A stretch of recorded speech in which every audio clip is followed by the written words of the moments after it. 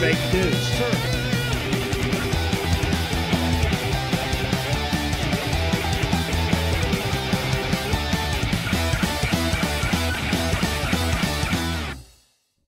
Guten Morgen, Brasília, estamos aqui de volta, eu sou Flávio Morgenstern e você não é. Este, para quem não sabe, é o podcast do Senso Incomum. Neste podcast nós estamos certos. Se você discorda, você está errado. Apesar de estarmos certos, eu ainda continuo com a voz parecida com a do Lula. Minha voz não está saindo de jeito nenhum, mas você vai ter que tolerar, aguentar, sobreviver a seu podcast preferido hoje, mesmo com a minha voz sem sair, né? Lembrando que este é um podcast feito cientificamente, com todo esmero e cuidado, para salvar o Ocidente, exceto, é claro, Vila Madalena e adjacências. Nós hoje vamos falar sobre um tema muito, vamos dizer, delicado, por isso nós vamos fazer um podcast hoje com todo o cuidado do mundo, porque os tempos não estão para brincadeira. Mas antes de mais nada, você já sabe o que você precisa fazer quando você está assistindo aqui o Guten Morgen, né? Se inscreva aqui no canal, dá uma curtida, deixa um joinha aí pra gente, deixa seu comentário. É muito importante deixar comentário, eu já falei isso várias vezes, assim, todo vídeo, mas eu deixei no outro. Tudo bem, nesse aqui também. É sempre importante deixar um comentário, porque isso explica para a porcaria do algoritmo do YouTube que você gosta da gente. Que se você gosta da gente, mais gente deve gostar da gente, entendeu? Então ele vai lá, começa a espalhar para tudo quanto é lado. Como nós não somos pessoas trilhardárias que podem fazer o famoso tráfego pago, né? Ficar lá dando dinheiro para as big techs ficarem ainda mais ricas, controlarem mais a nossa vida e assim a gente conseguir spamar, né? Espalhar a mensagem para tudo quanto é lado, nós dependemos de você para fazer este trabalho. Mas é um trabalho assim muito simples. Curtir, comentar, compartilhar. Deixe esse link nas redes sociais, vai lá, sei lá, põe nos stories do Instagram, né? Mostra que você está assistindo a gente, tira lá um print. Deixa o link para mais pessoas assistirem. Marque o Senso Incomum também nas redes sociais, né? Seja no X, no Instagram, onde quer que você esteja assistindo. Isso tudo conta. Assim que o Google, assim que todos os algoritmos vão começar a entender e falar assim, nossa, o Senso Incomum é sensacional. Mais pessoas devem nos assistir. Portanto, nós dependemos de você para fazer este pequeno trabalho braçal. E repare, é um trabalho muito simples, né? Curtir, comentar, compartilhar, não tem grandes coisas ali, né? Manda nos grupos de zap da família e assim por diante. Muita gente tem feito uma pergunta pra gente fundamental que hoje eu vou responder. Eu tava enrolando pra responder, hoje eu vou responder. A pergunta, assim, uma pergunta não é só metafísica, ela também é física. Pergunta é, por que a mesa de vocês balança tanto? Eu vou ter que responder agora aquilo que você não sabe. Por que uma mesa balança? Você nunca reparou por quê? Meu Deus do céu, eu vou dar uma explicação hoje muito clara. Você consegue, se cair assim no vestibular, segunda fase da FUVEST, prova de física. Por que uma mesa balança? Na verdade seria uma prova de matemática, provavelmente. Por que uma mesa balança, você sabe explicar? Sabe explicar, Daniel? Eu não sei, porque quando eu montei essa mesa aí, eu achei que eu tinha calculado exatamente. Você tinha calculado exatamente as distâncias. Mas não adianta nada. Não, mas não adianta nada. A mesa não balança porque ela está torta. Não, sua resposta está errada. Mesa não balança porque ela está, assim, desconforme, etc, etc. Mesmo que não adianta. A mesa também pode estar perfeitinha, sabe? Totalmente calculada e o chão não. Mas o que é fundamental para você entender? Essa parte física. Os elementos da mesa, tipo madeira, eles expandem e se contraem. Portanto, não adianta você falar assim, mas eu calculei perfeitamente, eu não estou entendendo porque essa mesa balança. A mesa vai continuar balançando por isso. Uma mesa balança porque ela tem 4 pés. Só que aí você tem que lembrar, né? Um plano básico, lembra o que é plano na geometria? Plano são 3 pontos. Isso é o plano básico. Se você tem 4 pés, você consegue fazer um plano com 3 pés e um outro plano com os outros 3 pés. Assim, é por isso que mesas balançam se elas tiverem 4 pés. Se uma mesa tiver 3 pés, o único jeito de você ter uma mesa que não balance é tendo uma mesa de 3 pés. E eu, inclusive, já tive uma mesa de vidro. Quando eu era criança, eu tinha uma mesa de vidro. Na verdade, aquela mesa que é ferro por baixo e vidro por cima. Vou te falar, ela era linda, pra quem era pobre, né? Falando, nossa, a única coisa bonita da minha casa era aquela mesa de vidro. Nunca tem uma mesa de vidro, sério, assim, mas ela é... Tudo bem, ela não balança. mas ela é insuportável. Tenta comer numa mesa de vidro, se você nunca comeu, você vai ver o saco que é aquele negócio assim, sabe? Você dá uma mexidinha pra... É uma barulheira danada, tomando bronca da mãe o tempo todo porque você tá riscando o vidro. É melhor ter uma mesa que balance, tá? Então agora você finalmente tem a sua resposta, não apenas metafísica, mas também física, de por que mesas balançam. Tá vendo? Nós somos alta cultura. Então agora até... Sabe o pessoal atacava de DJ nos anos 2000, lembra? Toda hora, parece ataca de DJ, agora eu tô atacando de marceneiro. Não é marceneiro não, cara, eu tô tentando falar que eu sou de exatas.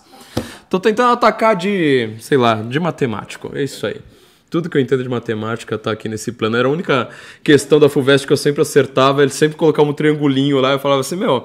Triângulo 345, vai, dá uma disfarçada aqui, mas é triângulo 345, meu. Tipo, ó, toma uma de graça de matemática. Então minha prova de matemática era praticamente nula, mas essa eu acertar. E a de estatística. Sempre acertei estatística mais complicada de todas.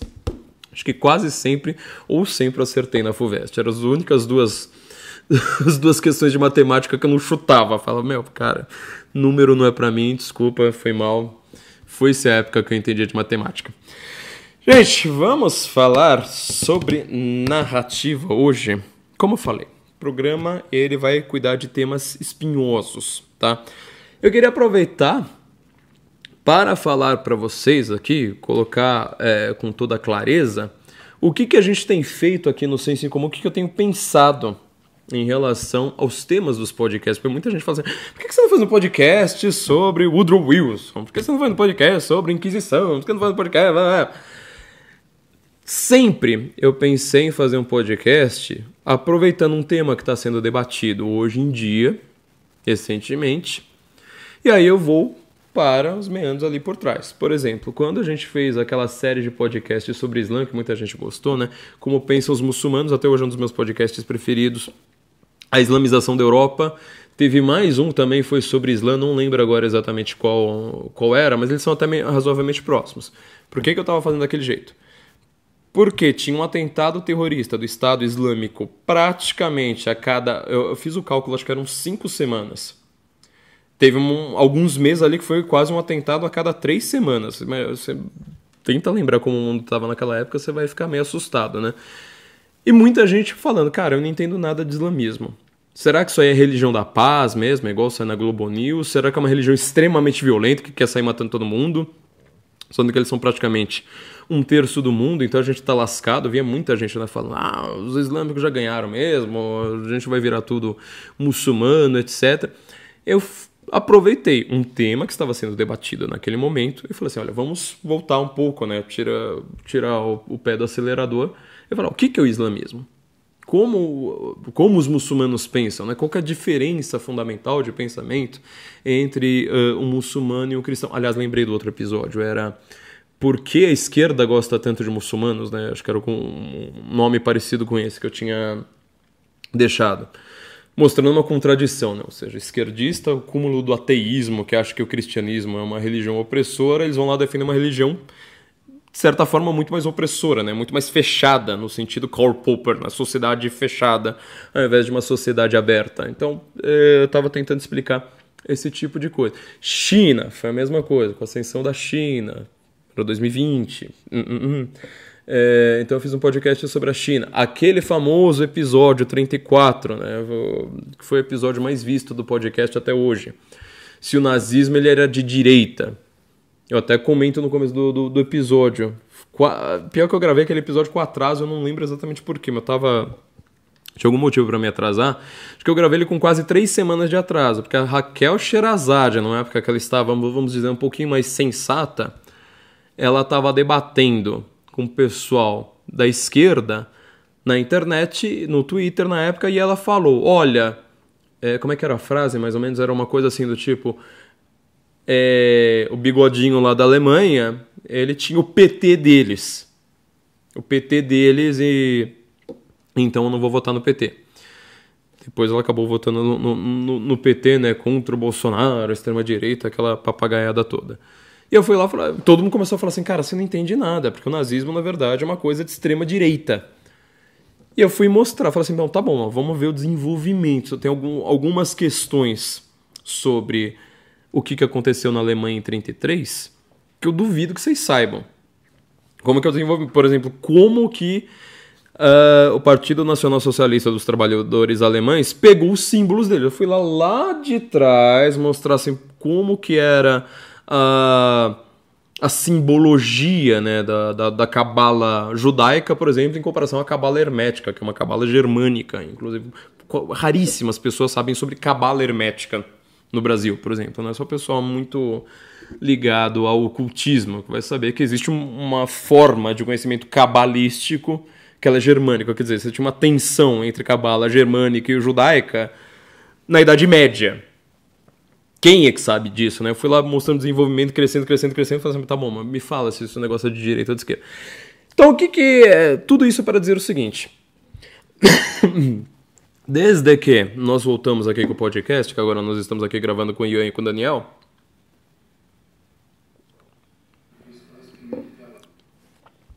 aqui nesse Palato Studio, eu tenho pensado muito o que eu vou fazer com o site sensoincomum.org, que eu ainda não mexi nele até o presente momento. E eu não quero mais ser um site de notícias, e vocês já sabem disso muito bem. Eu quero mostrá-lo mais ou menos como um site de artigos mais longos, quer dizer, assim, a gente não precisa ficar atualizando o tempo todo, não precisa ter aquela corrida por clique, mas ele conta muito mais para o longo prazo. Nós fizemos também isso, eu tenho alguns artigos no site que eu acho muito importantes, justamente por eles não serem temporais. Eu quero agora só cuidar desse tipo de artigo. O primeiro artigo, quando a gente abriu o Senso em Comum, colocou o Senso em Comum no ar, eu fiz um artigo que chama O que é um Shibboleth? É meio difícil de escrever, né? Com S-H-I-B-B-O-L-E-T-H. O que é um Shibboleth? Até hoje é um artigo importante. Estou explicando um conceito linguístico. Sabe o que é um Shibboleth, Daniel? Tá precisando ler. Tá precisando ler o Senso em Comum, tá vendo? Shibboleth, por exemplo, ele é um... Vou falar aqui muito rapidamente, explicar mais ou menos o que é um Shibboleth. Tem um trecho na Bíblia, agora eu não lembro, eu precisava ser igual protestante, que fica citando a Bíblia com um número certo, né? Católico, eu não conheço um católico, eu incluso, que saiba fazer isso que o protestante faz, né? Que você vai lá, tá conversando com o protestante, o cara fala, mas Lucas 3,5 saiu. Eu falo, tá bom, mas desculpa, não dá. Sabem exatamente. Tudo assim. Tudo. Tem um cara católico que ele chama Roger. Peraí, agora precisa. Não, questão de honra. Eu vou fazer aqui, enquanto que eu tô aqui no meio do podcast, eu vou fazer uma coisa como essa. Que ele tem um livro que é sobre memorize a sua fé. Ele morreu esse ano, inclusive. Quer ver? Eu vou achar o nome dele aqui porque esse aqui merece. Vou deixar o link desse. Não, eu vou achar aqui, ó. Memorar, cadê? Mostrar mais. Aqui, ó. Kevin Vost. Eu li esse livro, Memorize the Faith, você vê que eu memorizei a fé, mas não memorizei o nome do autor.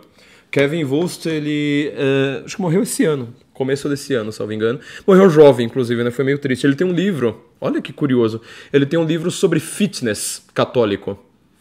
Fitness católico. Ele fala assim, ó, para você fazer fitness com a fé no meio. Pra você colocar, sacralizar, né, o tempo que você está na academia. Não, o Padre Marcelo certamente tá lendo Kevin Vost, cara. O Padre Marcelo parece aquele meme do cachorro, né? O cara, ele entra nas portas de lado, né? Assim, tipo, não consegue, mas... pois é. Padre Marcelo certamente estava lendo Kevin Vost. É aquele tipo de escrita americana que, assim, ele explica tudo, assim, sabe, com umas piadinhas e parece sempre... O estilo de livro de autoajuda. Se você já lê um livro de autoajuda, é sempre aquele estilo, né? Que, assim, ele tem uma coisa pra te explicar, mas ele demora, sabe? Super lento. Parece que ele tá conversando, né? Ele digita, conversa. Então, aí você faz isso, faz aquilo. Mas, assim, é interessante, porque, assim, por exemplo, eu vou te garantir, eu decorei os mistérios a serem rezados, os mandamentos... tudo com a técnica dele. Ele usa a técnica de lote, né? Eu falo isso na formação Senso em Comum também. Na formação Senso em Comum estou explicando exatamente essa técnica aqui. ele usa, que ele usa ali só pra fé, mas ele falava assim, se você me perguntar qual que é o livro da Bíblia indo pra frente ou de trás pra frente, ele fala assim, qual que é o 13º livro da Bíblia de trás pra frente? Ele fala, meu, aqui, ó, tá... Ele tem as técnicas aqui te ensinando. Eu só li o livro até a metade, eu vou ser honesto com vocês. Preciso terminar de ler, né? Ainda mais em homenagem a ele. Mas, enfim, né? Protestante é que sabe fazer esse negócio de falar tudo de cabeça, assim, não, mas esse livro é tal... Bom, num trecho de Juízes na Bíblia existe uma guerra. Vou explicar o que é o Shibboleth. No trecho de Juízes na Bíblia tem uma guerra entre duas tribos de Israel. Ponto importante aqui, asterisco, nota de rodapé. Uma coisa muito interessante da Bíblia ser estudada como literatura, inclusive, é que ela talvez seja o único livro que mostra, olha, existe uma revelação, nenhum outro livro mostra uma revelação, mostra uma vasta sabedoria, apontando deuses como símbolos de alguma coisa, mas ela não tem uma revelação. Ou seja, mostrar de verdade quem é Deus. Falar assim, olha, aqui tem um ponto que tem uma revelação e agora vocês, homens, têm de viver segundo esta revelação. Porém, vocês não conseguem ter um acesso tão imediato quanto, sei lá, ligar para Deus, né? Muita gente acha que oração é assim, né? Uma ligação direta, e que é um milagre ali, né? Estalando os dedos como se fosse magia. Não, você vai ver uma história praticamente em sentido... de hoje, né? Não com a historiografia moderna, não com normas da BNT, mas uma história a partir de uma revelação com Deus externo ao mundo, mas que participa da história, que atua na história, intervém, mas ele está mostrando essa história. E aí o que é interessante? Significa que o povo hebraico, não podemos falar judaico, eu sou muito rígido com essa coisa, né? O reino de Judá é posterior. Reino de Judá vai criar uma religião civil chamada judaísmo. Aquele povo é o povo hebreu ainda, tá? Ainda não tem essa divisão por reinos. Mas as tribos estão lá divididas, né? Vão formar 10 tribos e 2 tribos, outras separadas. E elas brigam entre si. Quer dizer, elas estão em guerra entre si, não é que elas estão em guerra contra outras religiões. Não, eles estão mostrando história de como são os homens mesmo. Não conheço nenhum livro sagrado que tenha essa estrutura. Bom, essas 2 tribos estão brigando. Só que pensa, naquela época você não tem uniformes, cores, emblemas para você diferenciar quem é amigo e quem é inimigo. E aí o que eles fazem, né? Tem uma hora que eles estão num rio. O terreno de batalha está de um lado do rio, do outro lado do rio está razoavelmente seguro. E aí uma das tribos, ela começa a ver um monte de gente ferida, está tentando atravessar o rio. E aí eles precisam saber, mas esse cara é da minha tribo ou é de uma tribo rival? Os efraimitas contra os... que são os discípulos de Efraim contra os... Agora não tá vendo como é que eu tô ruim de memória? Hoje também não exija muito da minha cabeça. Mas são os efraimitas contra os outros. E aí, eles chegam lá, na parte mais atravessável do rio, com as espadas, e viram para quem tá chegando e fala assim, fale a palavra Shibboleth. Shibboleth não significa nada relevante. Shibboleth é uma palavra em hebraico, que significa a parte da planta onde ficam as raízes. Espiga de milho, você consegue perceber exatamente onde que é um shibboleth, não, espiga de milho ou de ervilha, sabe? Você consegue perceber exatamente ali onde que é o shibboleth. Isso não significa nada. Mas por que eles estavam querendo usar essa palavra? Qual que é? Eleaditas, isso. Gileaditas. Gileon, lembra do Edgar Allan Poe? The Raven, né? Is there a bomb in Gilead? Né? Ele está fazendo uma referência a este povo, né? Será que existe um bálsamo em Gileon, né? Nós traduziríamos. Eles vão lá e simplesmente estão perguntando assim, fale Shibboleth, antes de eu deixar você passar pelo rio. Por que eles falam isso? Aí você vai entender o conceito linguístico agora, né? Uma dessas tribos pronuncia Shibboleth como Siboleth. E a outra tribo pronuncia chiando.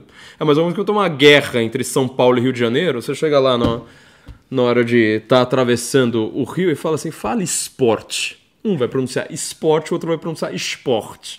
Quer dizer, você marca ali pela fala a qual tribo você pertence. Acredite ou não, isso vai ter tudo a ver com o nosso podcast de hoje. Então eu falo assim, isso é um Shibboleth. Isso é um conceito que ele, assim, de uma história, de uma narrativa bíblica, você pega um conceito, quer dizer, Shibboleth não significa nada de relevante pra gente, eu não tô falando de, sei lá, da parte da planta onde ficam as sementes. Não tô interessado nisso, mas eu tô interessado.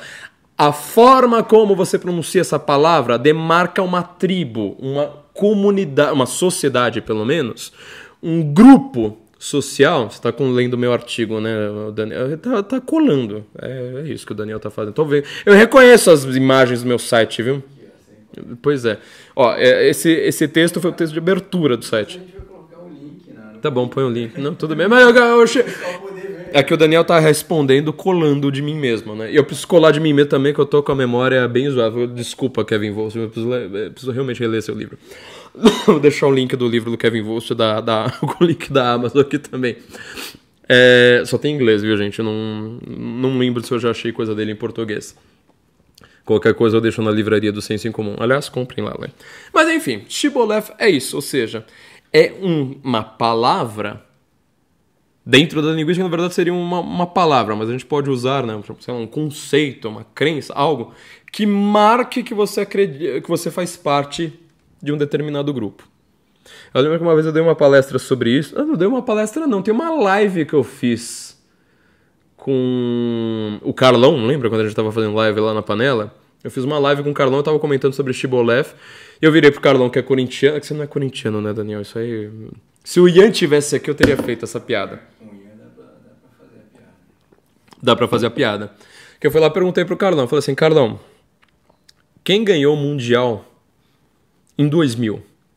Aí ele começa, não, acho que foi o Botafogo. Não sei. Aí deu um estalo, né? Falou, Corinthians! E eu falei assim, olha, com isso já tem uma marca. Eu fazia isso em palestra, por exemplo. Eu falava, quem ganhou o Mundial de Clube de 2000? Aí alguém levantava a mão e falava, Corinthians. Eu falava assim, isso aqui é um Shibboleth. Eu já sei que você é corintiano sem perguntar para que time você torce. Porque só corintiano acredita no Mundial da FIFA de 2000. Ninguém mais na humanidade acredita no Mundial da FIFA. Você empata com Botafogo. Não, com Vasco. Com Vasco. Você empata com Vasco. Tudo bem, empata com Barcelona e fala, tá vendo, ó, ganhou o Mundial Inter... você foi com... Ninguém leva a sério o Mundial de Clube de 2000. Logo, a única pessoa que responde quem ganhou o Mundial de Clubes em 2000 foi o Corinthians, são os corintianos. É um Shibboleth, isso aí marca um pertencimento. Aí depois de eu explicar, eu sempre perguntava assim, desculpa, pra que time você torce? 102% de certeza. O cara responde, eu sou corintiano. Eu falei, tá vendo, ó. Coda era te demonstrando. Precisava do Ian aqui pra fazer essa piada, né? Imagina o Ian editando esse troço aqui. Enfim. E a gente... contei toda essa história para mostrar algo. Quando a gente criou o Senso em Comum, a gente gostava desse tipo de texto. Texto meio de think tank, né? Eu vou te mostrar uma ideia. Você vai ler o texto do o que é um Shibboleth hoje. Quantos anos tem esse? 9 anos, né? Que eu publiquei. Quantos anos tem o Senso em Comum? 9 já? 18 de setembro de 2015, 9 anos. Pois é, 18 de setembro de 2015. Já estamos com 9 anos com o Senso em Comum no ar. Nós gostávamos desse tipo de texto. Artigos como a América não é uma democracia, o islamismo é religião da paz, sei lá, o que é o socialismo fabiano. São vários esses artigos. Você vai ler daqui a 50 anos, vai continuar tudo igual ali. Não tem muito o que... sei lá, vai ter um detalhezinho ou outro ali que talvez fique desatualizado. Mas é isso que a gente quer fazer. Bom, dado toda essa conjuntura, vamos dizer assim, né? Muita gente fica nos perguntando, mas vocês não vão comentar sobre o que acabou de acontecer? O que eu pensei, tá? Formação Senso em Comum está de volta ao ar.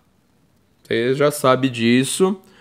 Nosso Guten Morgen Go, Primeira Guerra Mundial, porque você vê como é que a gente circunda a Primeira Guerra e não é culpa só minha, tá? Você vai falar sobre vários sistemas, você vai ver como você vai ficar circundando a passagem do século XIX para o século XX, não importando quem esteja falando. Foi por isso que eu fiquei meio obsessivo com essa guerra, que eu falei, aqui é que muda a coisa, ó. Mudou a chave de uma hora para outra. Fiz um curso inteiro só sobre a Primeira Guerra Mundial, também tá no ar. Os dois estão lá na Cursology. Quer comprar os dois? Cursology.com.br. Estão lá os dois. Ou então você vai, né? sensoincomum.org/formação, escreve formacal, né? Obviamente não vai escrever cedilha-tio. sensoincomum.org/formação, tem lá o link também para os dois. Dá para você só comprar o Guten Go se você quiser, você vai estar errado, óbvio, né? Você deveria comprar o combo dos dois, mas dá para você comprar só o Guten Morgen Go também. É só você acessar o carrinho da Cursology ali e você resolve todos os seus problemas. Bom, a gente tentou fazer um tempo, né, com notícias, etc. Eu não gostei, nunca tinha gostado desse método e eu vi que, assim, ele é muito custoso para ter muito pouco retorno. Então agora que a gente está, por enquanto, só com podcast, se você quiser um assunto, assim, vamos dizer, um assunto atual, né? Vocês não vão falar sobre o Bolsonaro? Eu não pretendo, tá? Fiz o último episódio só sobre o Trump, mas, assim, às vezes tem algumas coisas que eu sei que eu posso falar e, assim, trabalho na Revista Oeste, sei lá, tem outros trabalhos aí também onde eu posso escrever, mas nem sempre me é permitido fazer um tipo de análise, sei lá, que dure 1 hora de duração, né? Não tenho esse espaço em outros lugares. Ali eu achei importante falar sobre o Trump. Vai ser, provavelmente, espero que seja a última vez que eu faça 2 episódios políticos em sequência. Porém, neste episódio, obviamente, né, nós estamos num estado de exceção no Brasil, um estado completamente ditatorial, na verdade. Eu vou aproveitar, então, né, para pegar essa história de que existe um golpe de Estado em curso, existe um gabinete do ódio, que aí, tipo, chamou um padre, e o padre rezou pela oração do golpe. Sério, isso aí tá... Não tô brincando, tá na porcaria da grande velha mídia. Vamos fazer uma análise, então, aproveitando alguns conceitos que, tal como esse conceito de...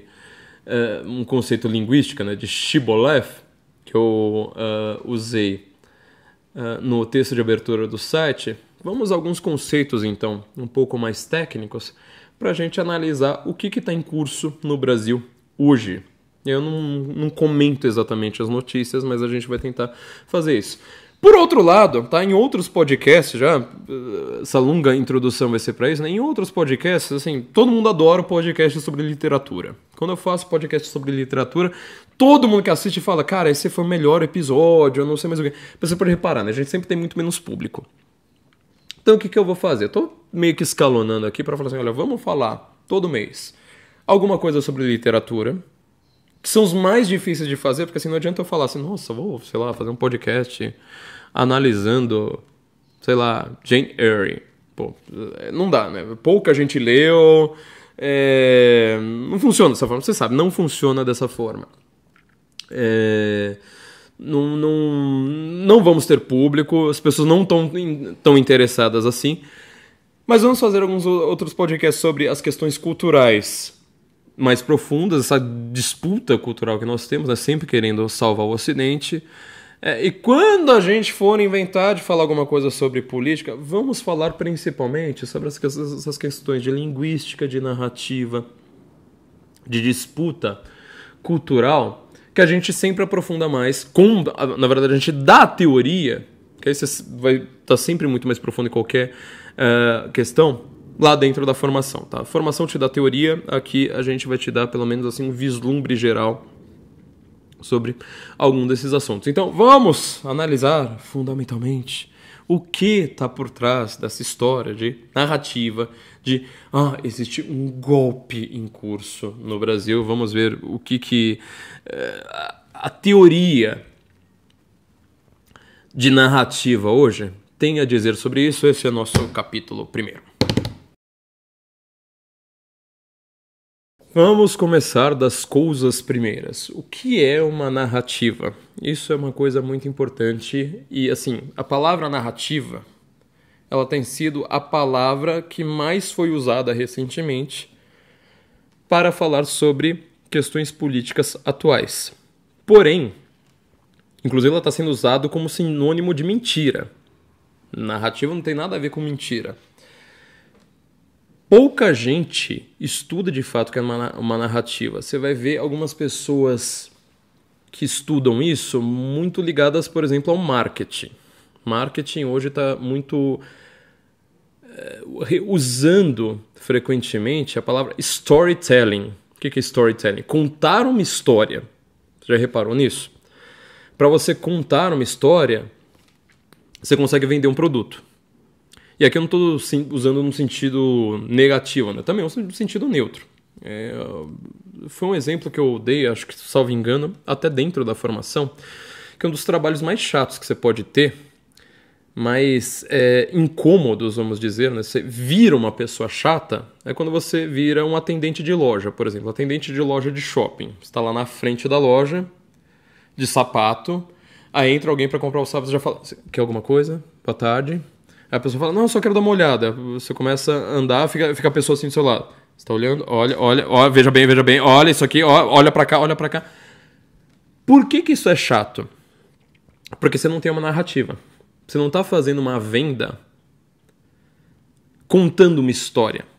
Você não tá lá falando assim, olha, este sapato, talvez seja aquele sapato que um dia você vai conhecer o príncipe encantado da sua vida com ele. Com este sapato, talvez você consiga aquele emprego para sua promoção, etc. Você não está contando história nenhuma, você só está ficando presente. Sendo uma presença incômoda para uma decisão de uma pessoa que deveria ser individual, que não tenha nada a ver com um vendedor ali que ela vai esquecer do rosto 2 segundos depois que ela sair da loja.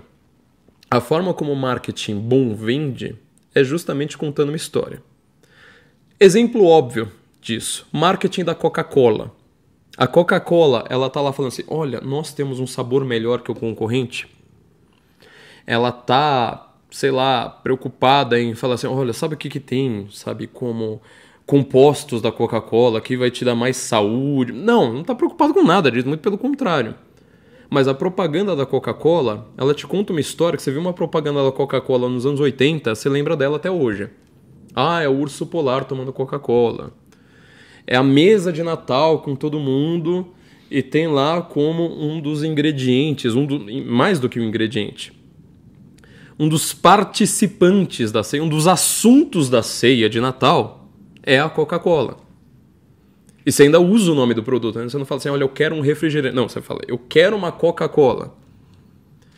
Como que eles fizeram isso? Eu fiz uma aula, inclusive, na formação, já contei isso aqui para todo mundo, já contei isso aqui no podcast, por exemplo, né? Não lembro agora quando também. O trabalho do relações públicas. Você sabe o que faz um relações públicas? Você sabe o que é essa profissão de relações públicas? Você sabe o que ele afeta na tua vida? Eu te garanto que boa parte, uma parte muito grande dos seus comportamentos coletivos, inclusive dos seus valores, depende da atuação de relações públicas, sentados lá numa mesa. E você não sabe nem o que é essa profissão. Tem uma aula dentro do curso de Infowar na formação Senso em Comum, que é só sobre relações públicas. O exemplo que eu dou, eu adoro esse exemplo, é os sucrilhos. Sabe a história dos sucrilhos, né, Daniel? Essa eu sabia que você conhecia. Estados Unidos, formado por colonos ingleses. O que inglês come no café da manhã? Bacon, ovos, feijão com molho de tomate. O café da manhã na Inglaterra, puta merda, sério, sobreviver àquele negócio foi muito difícil. O Brasil pode ser um país com muitos problemas, mas nós temos uma vantagem natural muito óbvia chamada comida. Pelo amor de Deus, você sai do país, você vai para aqueles países maravilhosos, civilizado, tudo bonito, aquelas cidades com arquitetura linda, você não precisa nem ir no museu para você se sentir bem, vendo beleza o tempo todo, mas na hora do café da manhã, na hora do almoço, você chora, fala, putz grila, meu, que saudade do Brasil. Os colonos ingleses gostam disso, esse é o café da manhã deles. Às vezes tem repolho, às vezes tem umas coisas assim meio nada a ver. Por que de repente o americano começou a consumir torrões de milho fritos com açúcar, embebidos em leite como café da manhã? Foi só a propaganda. A Kellogg's apareceu, inventou esse negócio e pronto, as pessoas gostaram daquele negócio. Não, foi uma ampla campanha, na época nem existia esse termo, né? Relações públicas, mas foi uma ampla campanha do que hoje nós chamaríamos de relações públicas para afetar toda a sociedade americana e falar assim, olha, sabe o que vocês deveriam fazer? Começar a comer milho com açúcar e leite no café da manhã. Aí você vai lá e coloca um tigre Sabe, que parece o padre Marcelo Rossi, igual a gente tava falando. O Tigre também leu o Kevin Vost falando sobre a musculação para a vida eterna, sabe? Para o tigrão que come leite e milho. Um tigre. Hello! Hello! Entendeu? Só que muito antes deles formarem, né, o sucrilho, Kellogg's, não sei o que, tudo bonitinho, aquela coisa que a gente já conhece, teve uma campanha anterior ligada à religião deles. Eu sempre esqueço qual que é a religião deles. Eles eram, sei lá, batistas. Alguma das designações protestantes mais importantes dos Estados Unidos. Quando você vê a lista da Time sobre as... Eu não lembro se eles eram puritanos. Não lembro agora. Alguma coisa assim. Você vê que minha memória hoje não tá das melhores. Mas, a família Kellogg, salvo engano, não foi pai e filho. Acho que foi tio e sobrinho. Foi alguma coisa assim. Eles começaram a ver que lá nas plantations, estava lá justamente no cinturão do milho nos Estados Unidos, o Corn Belt, eles começaram entre as 100 pessoas mais influentes dos Estados Unidos que eu estava falando, tá a chefe dessa designação protestante, uma mulher. Agora, também esqueci o nome dela, mas você vai lá na lista da Time, né? Quem são as 100 pessoas mais influentes dos Estados Unidos? Tá ela lá no meio. E eles começaram a perceber um problema, né? Os escravos nessas plantações, eu tô falando bem antes de você surgir com a profissão de relações públicas. Os escravos, eles meio que gastavam boa parte da energia também para, vamos dizer, se divertir à noite uns com os outros. E eles falam assim, olha, esse negócio de, imagina, né, protestante, meio puritano, assim, sabe, aquela visão de sexo quase, basicamente reprodutiva. Eles começaram a se incomodar com esse negócio. O que eles fazem? Que é uma grande campanha com meios de comunicação que eles tinham, né? Tudo bem, numa comunidade meio fechada, mas falando, olha, o que é importante para a saúde é você cortar a proteína. Porque proteína te dá o quê, né? Te dá umas, sei lá, força, te dá uma vontade ali, né, no final do dia. Sabe? Quer melhorar o seu casamento, aumenta a proteína do seu casamento. É regra básica da vida. Então eles cortaram a proteína. Falaram assim, olha, para de dizer negócio de ficar comendo salsicha, carne no café. Não, café da manhã de verdade, assim, pra você ser igual um tigre feliz, é milho. Milho com açúcar. E por que o açúcar? Açúcar te dá energia. Eles queriam que escravo, ó, fosse literalmente um escravo. Só trabalha, no final do dia tá lá quietinho. Eles falaram, olha, aqui na nossa fazenda não tem ninguém furunfando fora do casamento, de noite, né? E olha que coisa curiosa. Pensa na questão racial disso aí. Ou seja, branco pode se reproduzir, negro não. Tenso, hein? Olha o que esses caras estavam pensando. Quando aparece Margaret Sanger também, né, no começo do século XX, passagem também do século XIX para o século XX, e começa com a Planned Parenthood, né, querendo facilitar a saúde reprodutiva, que não tem nada de reprodução, onde que ela mira? Bairro negro. Ou seja, para você diminuir a população negra, isso que a Margaret Sanger pensava, e aumentar a população branca. A Hillary Clinton trata a Margaret Sanger como sua grande ídola, né? E quem é racista é o Trump. A lógica desse tipo de gente. Tudo, assim, eles fizeram o máximo possível para diminuir a população negra. Isso foram campanhas de relações públicas. Vamos voltar aqui, né, ao que a gente estava falando. Para você vender alguma coisa, portanto, você precisa de uma narrativa. As propagandas da Kellogg's, elas são uma narrativa. Hoje em dia, né, quando você olha para propaganda na TV e tal, né, a Kellogg's com o tigrinho, o Cheetos com o Chester Cheetah lá, tinha até um joguinho de, sei lá, de Mega Drive, não lembro que raio que era, do Chester Cheetah. Sempre tem uma narrativa, uma historinha por trás. McDonald's, a mesma coisa. Nike, sempre um esportista, né? Nossa, eu vou ganhar uma competição com a Nike. Por que todas essas empresas que fazem roupas, tênis, acessórios para esportistas precisam financiar esportistas? É só para o esportista aparecer usando a marca? Não, meu amigo, muito pelo contrário.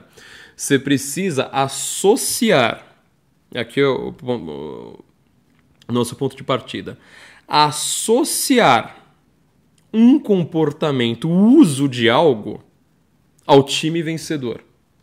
Ou seja, se você usa Nike, olha o nome, né, da deusa da vitória da Grécia.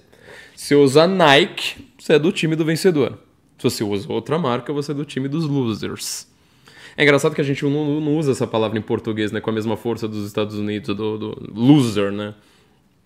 Lá eles estão querendo separar de fato. Falar assim, olha, o time dos vencedores está aqui, senão você é loser. Você perdeu na vida. Você é aquela pessoa escanteada.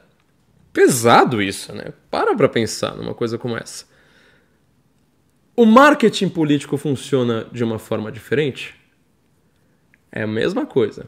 Mais do que isso, talvez seja a grande discussão hoje institucional do século XXI no Ocidente. Acho que isso não é só no Ocidente, curiosamente. Né? A gente dá para você fazer isso até mais do que no Ocidente. O time vencedor, olha o tipo de expressão que foi usada recentemente, venceu a democracia. A própria instituição se associa uma pessoa a uma instituição, né? Ou seja, venceu quem eu quero que vença. Venceu o candidato que tem os meios de comunicação. Venceu o candidato do estamento, do establishment. Venceu o candidato que, sei lá, uma instituição jurídica que deveria ser neutra, queria que vencesse. Venceu o candidato da Economist, venceu o candidato da China, venceu o candidato da Rússia. Venceu a democracia. O amor venceu. Pesado, hein? Esse tipo de marketing, ele está contando uma história. Narrativa, uma história com começo, meio e fim. Parece ser simples. Eu também, assim, eu lembro que quando eu comecei a estudar roteiro, tem uma hora que eles falam assim, quais são as partes do roteiro? Tem lá o Save the Cat, o Ian, que ele também gosta desse negócio, né? Save the Cat, ele divide o roteiro, as 3 primeiras partes em mais 3, os do meio mais 3 e os do fim mais 3, né? Para fazer 9 partes de um roteiro, principalmente para filme. Mas eu vou ficar com um tipo básico aqui de roteiro. Com roteiro básico tem começo, meio e fim. Eu falo, puta, mas parece meio óbvio. Quando você vai ver a dificuldade desse negócio, começa a ficar meio tonto. Porque muitas vezes a sua falha, às vezes para vender um produto no Instagram, para fazer uma venda, para você fechar um negócio, para você passar numa entrevista de emprego, para você, sei lá, que raio que você quiser, é porque você não contou uma história direito. Eu lembro uma vez eu dei uma aula sobre isso. Eu estava mirando principalmente no pessoal do marketing, mas as maiores perguntas, curiosamente, vieram do departamento comercial. E agora eu não lembro exatamente como é que foi o negócio, mas eu estava dando uma aula sobre essa questão, né? Você precisa ter uma construção de algo. E uma das perguntas que fizeram uma pergunta de brincadeira, assim, né? No meio do negócio, falaram assim, como é que eu convenço meu marido a liberar o cartão de crédito? E eu fui lá, comecei a responder assim meio de pronto, daqui a pouco eu parei no meio do presidente da empresa, e falei, por que eu tô respondendo isso, meu Deus? Mas assim, você quer liberar o cartão de crédito do seu marido? O que você precisa fazer? Falar assim, olha, eu quero o cartão de crédito. Piscar 3 vezes. Talvez funcione. Mas não funcionou por causa do seu método. Eu quero liberar o cartão de crédito porque, olha, acabou de sair um novo produto, tá na Black Friday, eu quero comprar isso, vai me fazer muito bem, vou ficar feliz. Também não adianta. O melhor método é quando você consegue contar uma história no qual aquela pessoa para quem você está tentando convencer de algo está envolvida. E ela, inclusive, melhor história, melhor ainda, é quando esta pessoa que está envolvida, dentro da historinha que você está contando, ela se sente protagonista, ativa. Ela é o agente da história. Ela não é, mas ela vai se sentir desta forma. É assim que você convence alguém de algo. O marketing político que move bilhões de dólares no mundo. Você repara, uma campanha no Brasil, né, para quem fica quando eu comento, né, sobre essas questões geopolíticas envolvendo o Brasil, fala, mas ninguém nos Estados Unidos está preocupado com o Brasil, não sabe o que. Eu falo, meu filho, você sabe quantos dólares, dinheiro vivo do Departamento de Justiça, do Pentágono, da CIA, do FBI, estão envolvidos em uma eleição no Brasil? Você não faz, né? Quanto dinheiro da China, quanto dinheiro da Rússia. O Brasil há uma importância, por causa do agronegócio, uma importância energética para o mundo. Você acha que esses caras... O dinheiro vivo, não tá envolvido nisso? Lembra do que foi o mensalão, foi campanha política. Foi marketing, era a agência de marketing que estava no centro do negócio. Na época tinha um mensalão tucano também, né? Inclusive eu até faço meia culpa, que eu falo assim, não vou nem ficar estudando muito esses troços aí, pra gente ver o tamanho do problema que foi o PSDB pra gente hoje. E eles usando basicamente o mesmo sistema. Tá? É uma narrativa. Um marketing político dá a impressão que é uma coisa simples. O amor venceu. É porque eles escolheram uma frase legal. A frase dele, o amor venceu, lembra que eles já estavam usando o amor venceu antes de vencerem. Olha que coisa curiosa. Esse verbo indica uma ação. Quem parece ter vencido, se você é um eleitor do Lula, naquele momento, quando você fala assim, olha, o amor venceu, você se sente o agente daquele negócio. O amor venceu porque eu venci, eu sou o amor. O amor é algo admirável. Tirando Marilyn Manson, pouca gente fica reclamando do amor por aí, entendeu? O amor é algo socialmente entendido como positivo puro. Porque é.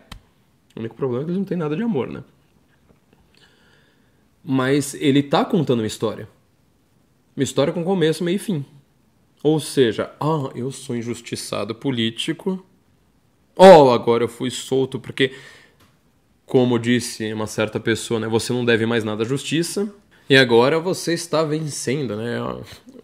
Essa pessoa que não deve mais nada à justiça está vencendo um ditador que odeia a democracia e que está dando um golpe de Estado.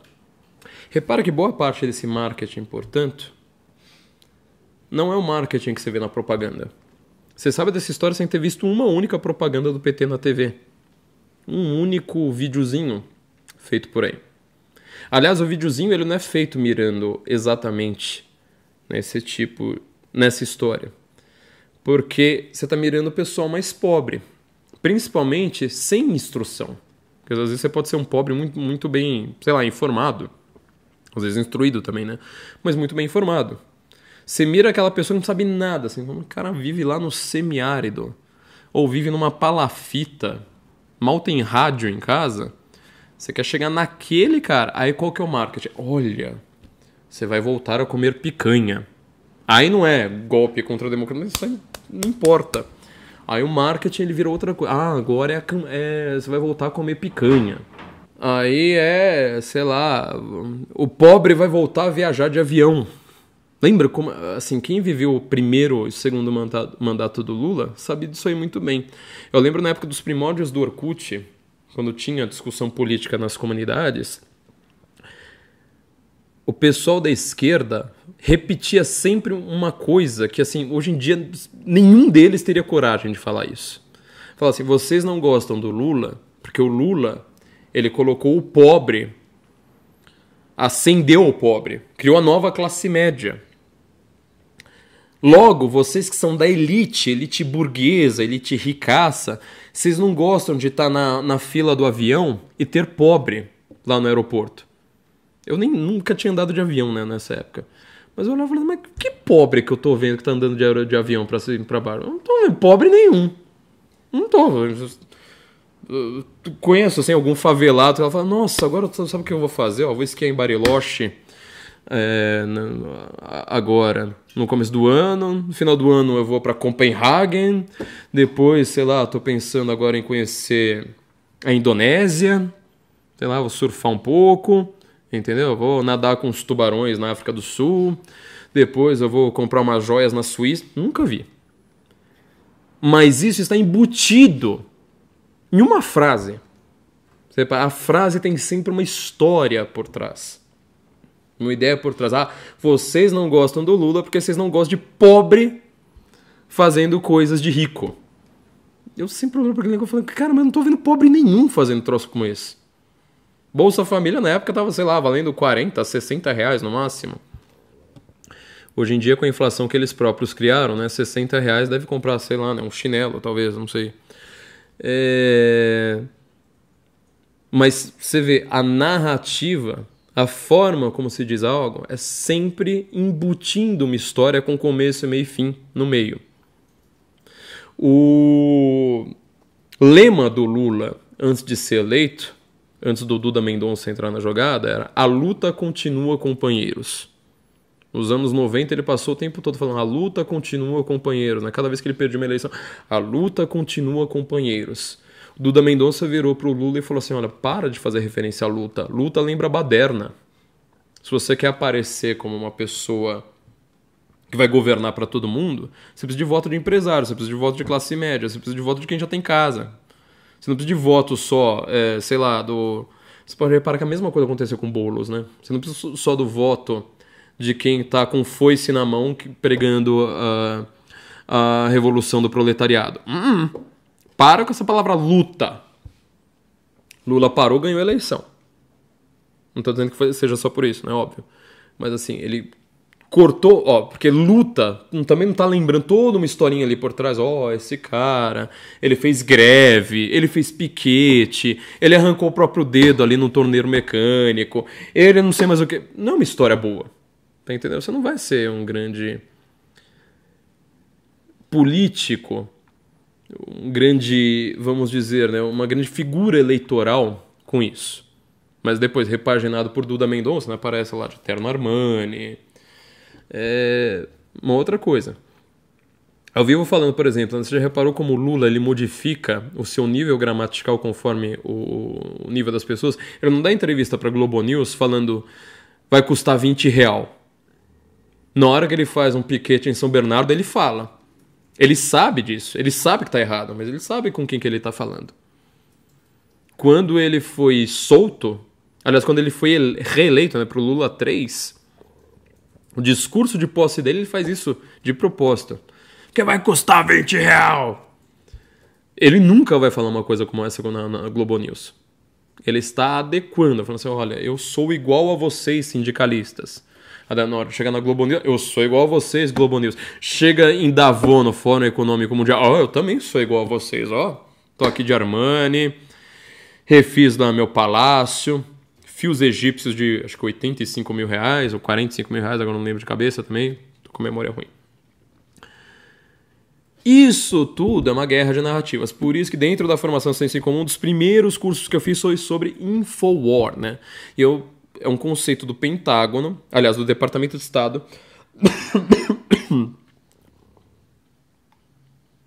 Tô parecendo Olavo hoje. Que é usado da seguinte forma. Quando você tem ações políticas em curso que sejam principalmente de amplo escopo e duração no tempo, você não consegue controlar todos os elementos narrativos daquilo ali.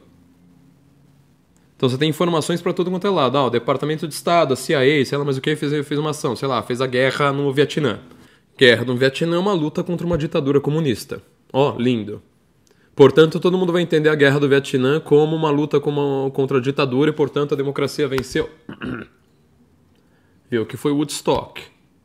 Veja que foi Maio de 68. Veja que foi, sei lá, vários movimentos próximos em tempo ao que acontece por ali. Jimi Hendrix tocando no Woodstock, não lembro agora qual a música, você lembra, Daniel?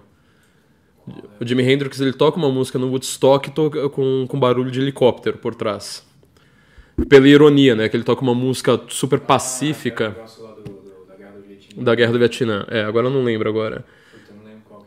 Mas ele toca uma música de paz, assim, tipo, igual, sei lá, Give Peace a Chance, né? Sei lá, como se fosse o Paul McCartney tocando Give Peace a Chance, explodindo bomba atrás.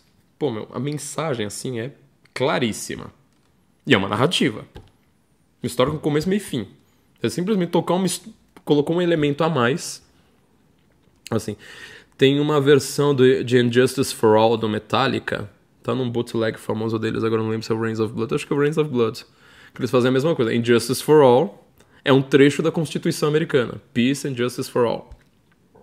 Ou é da Constituição, não. Do Bill of Rights. Peace and Justice for All.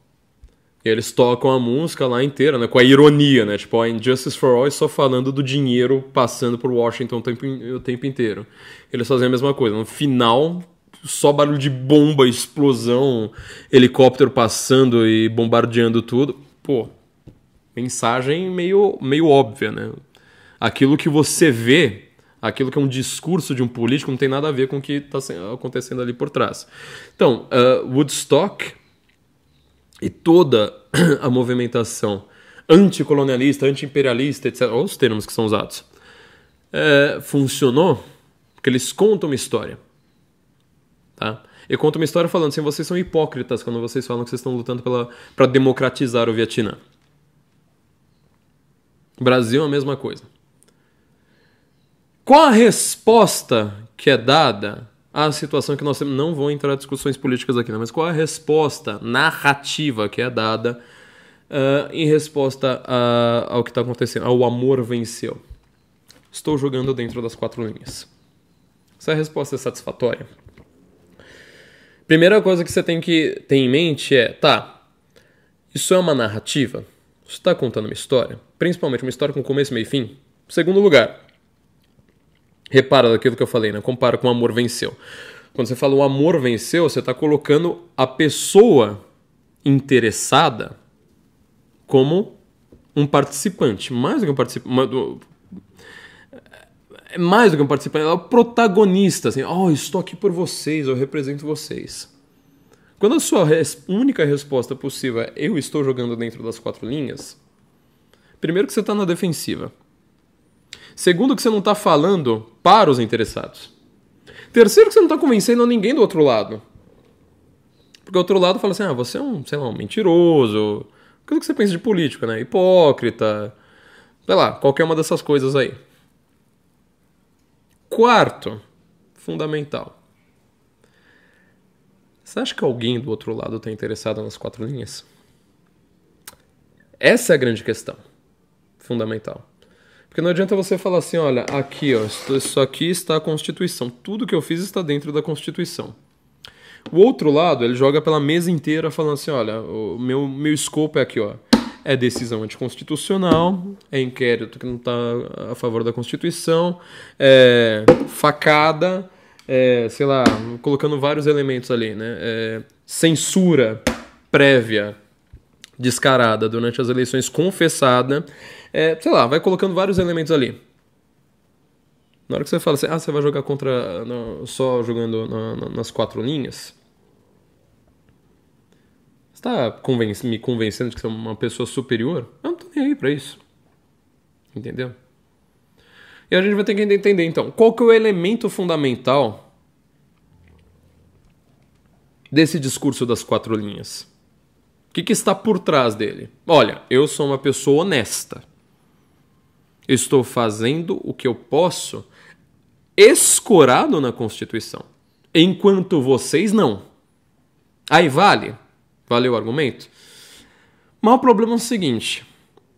Para isso, outro elemento narrativo importante, vai depender de quem conta. Se fosse o Lula falando, eu estou jogando dentro das 4 linhas, ele tem a Rede Globo confirmando o tempo. Tá vendo? Mais uma vez aqui, né? Liga lá na Globo News. Olha, o Lula jogou mais uma vez dentro das 4 linhas da Constituição. Aí aparece uma decisão jurídica falando, estamos aqui confirmando que Lula jogou dentro das 4 linhas. Capa The Economist. Lula, o homem que joga dentro das 4 linhas. Dinheiro da China. CIA. Embaixadores americanos no Brasil, todos eles falando, dando report para cima e para baixo. Lula é um homem que garante que ele não faz nada que não esteja dentro das 4 linhas. Quando você é uma pessoa que não tem este amplo escopo de meios, instrumentos, capacidade de convencimento de pessoas, principalmente de pessoas neutras, e que você está jogando dentro das 4 linhas, você pode continuar jogando dentro das 4 linhas. Não adianta. Você vai ser tratado como criminoso. Entendeu?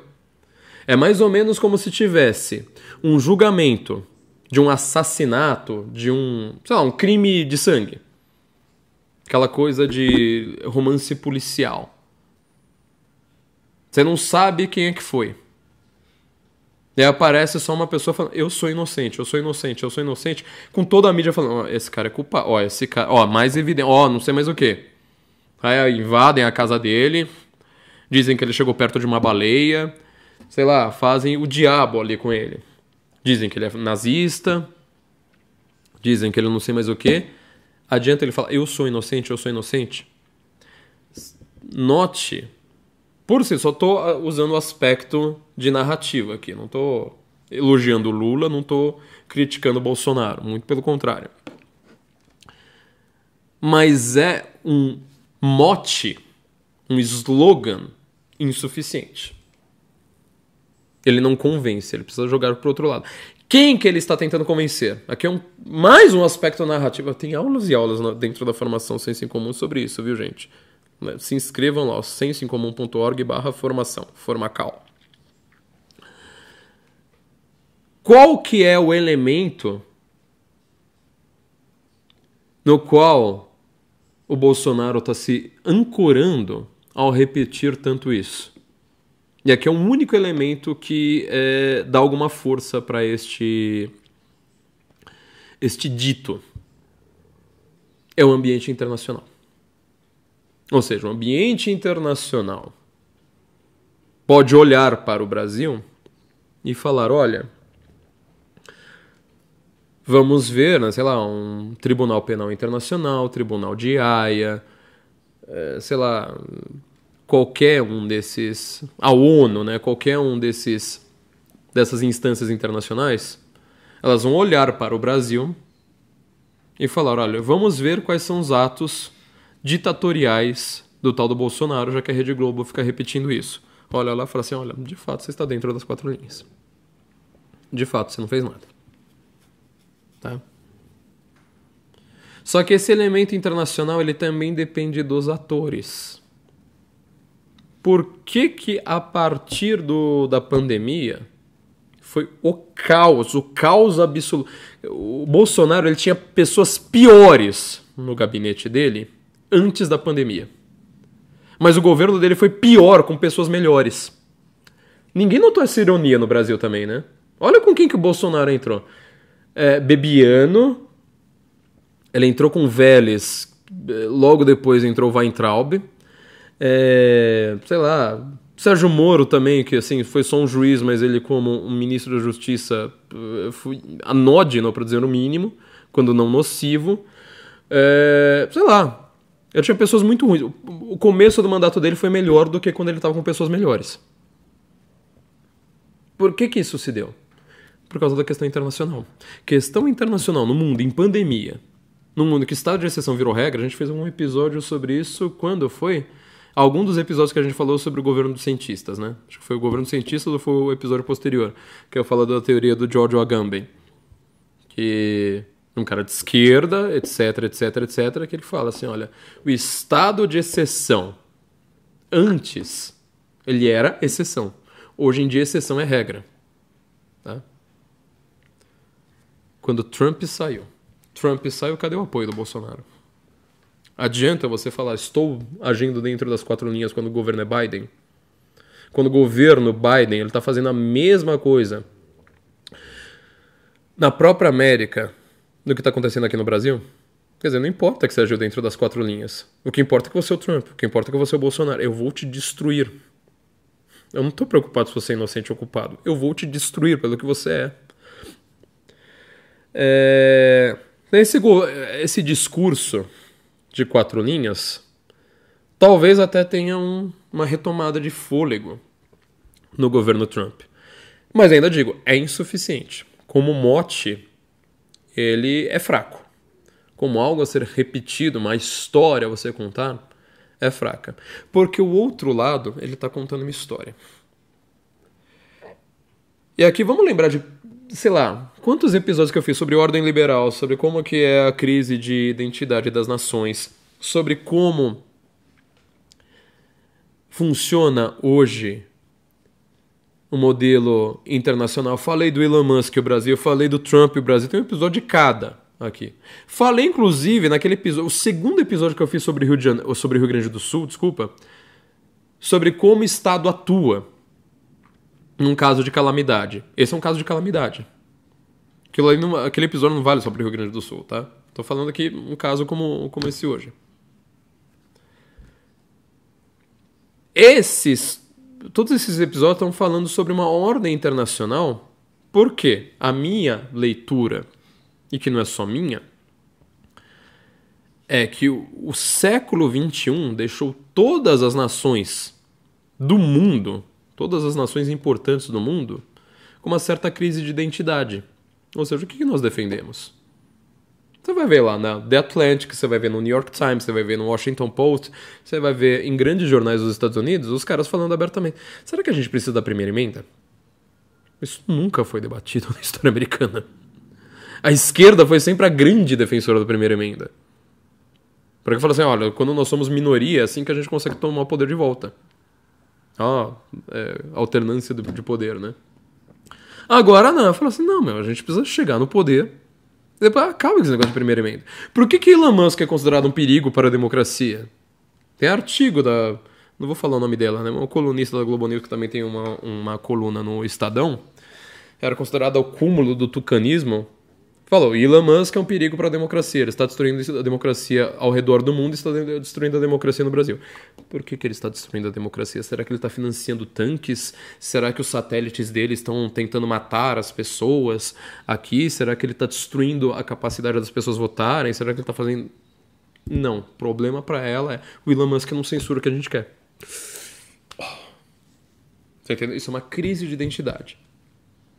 Nós estamos num período de mais de uma década para trás, e provavelmente vai durar umas boas décadas para frente, no século XXI, em que você está refazendo a base estrutural do que é um país. A Constituição americana. Talvez a gente tenha que rever. Primeira e segunda emenda, liberdade de expressão. O governo não pode confiscar armas. Como que vai ter partido democrata com isso aí? Brasil, a mesma coisa. Como assim não tem censura? O Estado não pode mais censurar. Não, gente. Se é o Bolsonaro falando, tem que censurar. Se é um vídeo da Brasil Paralelo que ainda não estava concluído quando saiu... Quando era da data da eleição, mesmo assim. É censura prévia, mas exceção. Estado de exceção. Neste caso, precisamos. E continua a censura até hoje. O inquérito exige que necessariamente a mesma parte não possa julgar, não possa investigar, não possa ser a suposta vítima e não possa delegar. Mas é um estado de exceção, gente. É contra o Bolsonaro. A Constituição diz que quem vai indicar alguém para o cargo de chefe da Polícia Federal é o presidente. Você vai lá e inventa um negócio e fala assim, não quero. Já pensou Polícia Federal sem estar nas mãos de um tribunal? É o fim do mundo. Não teria a menor chance. Entendeu? Tudo isso você faz com o quê? Com narrativa, contando uma historinha atrás da outra. Vamos para um recado da nossa doutora Ludmila Lins Grilo, que ela tem algo para falar aqui pra gente agora. Oi, pessoal, tudo bem? Ludmila Grilo falando aqui. Eu estou passando aqui no Senso em Comum para dar um recado para você que deseja migrar para os Estados Unidos, Portugal ou Espanha e não sabe nem por onde começar. Você que está assustado com a insegurança jurídica no Brasil, com a instabilidade política e econômica, ou você que simplesmente quer vivenciar novas experiências profissionais e pessoais no exterior, entre em contato com a Imigrex Global. A Imigrex Global é uma empresa sediada na Flórida e especializada em imigração de brasileiros nos Estados Unidos, Portugal e Espanha, com atendimento 100% em português. Além dos vistos mais tradicionais baseados em trabalho e qualificação, a empresa também atua em asilo político e tem expertise nesses casos que envolvem o Brasil. Se você está interessado e quer saber se você é elegível para um dos vários tipos de visto disponíveis, manda uma mensagem para o WhatsApp +1 407 490 1897. Repetindo, +1 407 490 1897. Tá aí um recado da doutora Ludmila Lins Grilo. Eu sempre falo, né, que além disso ser uma propaganda aqui nossa, ainda é uma notícia, né? Ou seja, nós estamos nesse estado no país, no qual temos já uma empresa que atua já 100% em português para quem quer fugir para a liberdade, né? Land of the Free and Home of the Brave, né? Então vocês podem contar aí com os serviços da Imigrex, que vai cuidar de você que quer se mudar para os Estados Unidos, ter um pouco de liberdade, né? Isso é, sei lá, deveria ser uma notícia em si, deveria ser algo que chocasse, sabe, o Brasil inteiro. Qual que é o grande problema fundamental, então, que nós temos no discurso atual sobre o que está acontecendo no Brasil? Agora veio essa narrativa de golpe, veio um relatório da PF, só para a gente entender, né? Todas as notícias que apareciam sobre quando vai ser a conclusão do inquérito das fake news, quando vai ser a conclusão do relatório da PF sobre baleia, o relatório da PF sobre joia, relatório da PF sobre Hungria, relatório da PF sobre, sei lá, cada uma dessas coisas. Adiamos, vamos adiar por mais 3 meses, vamos adiar, agora vai ficar só pro ano que vem, agora vamos adiar mais um pouco, agora vai chegar só nas próximas eleições. Sempre foi adiar. Foi o Trump entrar, a primeira notícia que apareceu, agora vamos antecipar o relatório. Se você não está percebendo, é por conta do que eu tenho falado. O Brasil, hoje, isso não é uma questão jurídica, estamos aqui pela letra da lei, teoria pura do direito, sabe? Estamos usando Hans Kelsen aqui. Não, isso é uma questão política, principalmente geopolítica. A principal grana que rola no Brasil não é do Brasil, ponto. É uma questão de economia básica, não deveria chamar muita atenção de ninguém. Todo mundo sabe disso. O maior problema é o seguinte: esse discurso da Constituição, ele não está funcionando. Ele ainda está num estado basicamente de contenção, falando para os próprios apoiadores, falando assim, aconteceu isso. As pessoas que já sabem, já entenderam a situação e já, vamos dizer, né, acreditam nessa narrativa. Não é uma narrativa que convence outras pessoas. Segundo lugar, não é uma narrativa tão bonitinha quanto o amor venceu. Separa o amor, ele faz menção a sentimento. Eu estou dentro das 4 linhas, não tem sentimento nenhum ali. Você precisa ter um sentimento maior. Dentro da formação Senso em Comum, nós falamos disso, de como que o Departamento de Estado e a CIA usam esses conceitos de Infowar, Cyberwar, Netwar para lidar com terroristas. Isso aí foi muito usado na Guerra do Afeganistão.